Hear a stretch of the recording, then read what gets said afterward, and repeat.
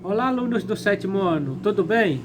Vamos começar nosso conteúdo de ciências de hoje, relembrando aulas passadas que eu já comecei a falar sobre esse conteúdo, que é sobre a classificação dos seres vivos.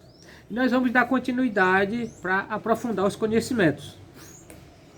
A biodiversidade é representada pelo conjunto de variadas formas de vida que habitam os diversos ambientes do planeta Terra.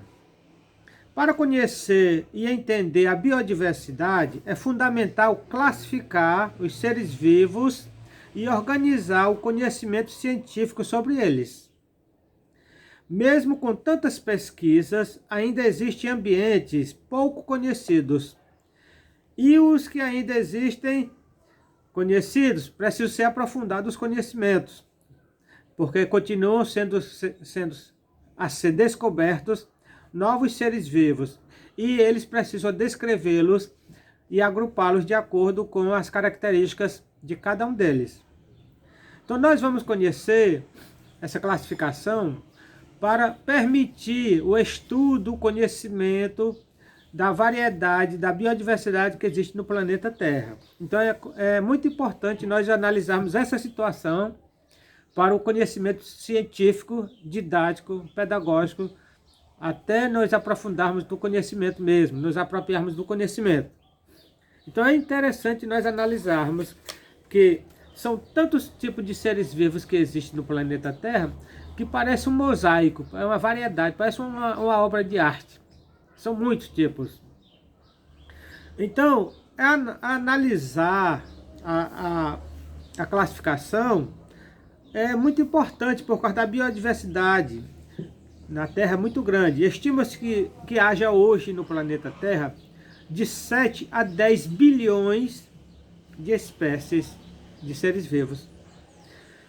E apenas cerca de 1,5 milhão são conhecidos, estudados, pesquisados e foram descritos, classificados, catalogados. Então, a classificação ela facilita, por exemplo, o estudo dos hábitos dos seres vivos, em que eles se encontram, e como convive com outros seres vivos, sua interação, o seu planejamento de estratégia. Tudo isso é importante. Vamos ver a conservação da biodiversidade, a identificação, a seleção desses seres vivos para ser estudado pelo ser humano. Então, a produção deles também são muito utilizados na hora do desenvolvimento de remédios para fins curativos de doenças. Então é necessário, muito importante, nós conhecermos essa classificação. E um grande pesquisador foi o primeiro a realmente dar o início da classificação, que continua em vigor até hoje, um dos primeiros, foi Linneu. Então, é importante nós conhecermos essa classificação de Linneu para podermos analisar o estudo com mais profundidade.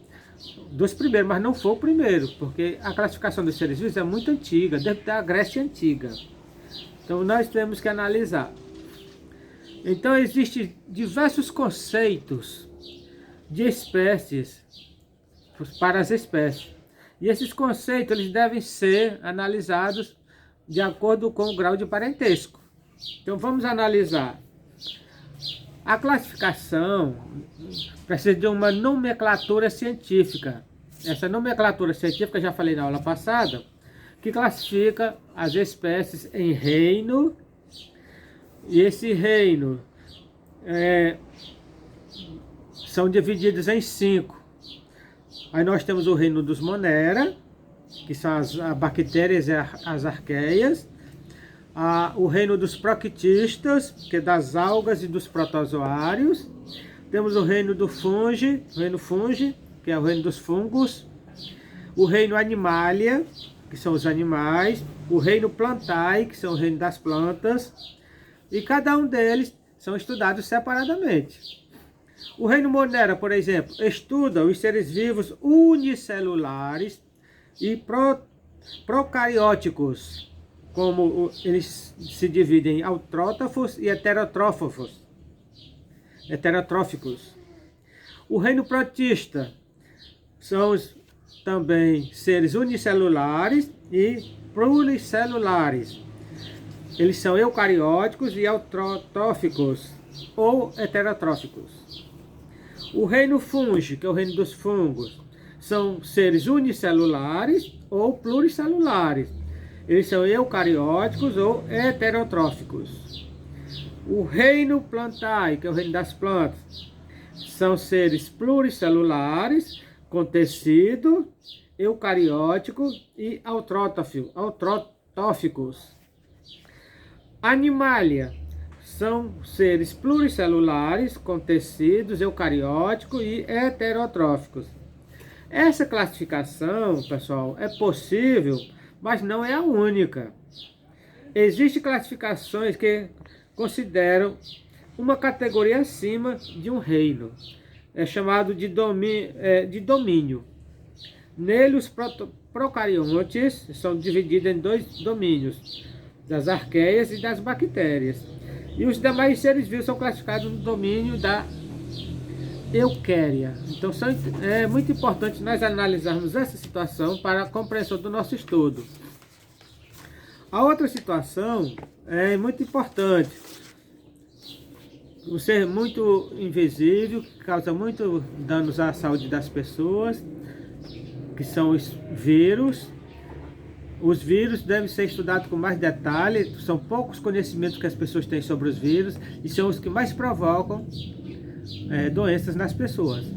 Os vírus são formados por uma célula de proteína, uma cápsula de proteína, que envolve o material genético dele. Existe grande polêmica sobre a classificação dos vírus. Então, olha, não chegaram a um consenso sobre como classificar os vírus, porque os vírus eles são complexos e eles causam doenças que algumas delas não têm cura. As doenças viróticas, todo cuidado. Por exemplo, nós temos a AIDS, causada por vírus. Nós temos outras doenças, a hepatite, a varíola. São doenças perigosas. Então nós temos que analisar o material genético desses vírus para conhecer, porque eles são chamados de parasitas obrigatórios.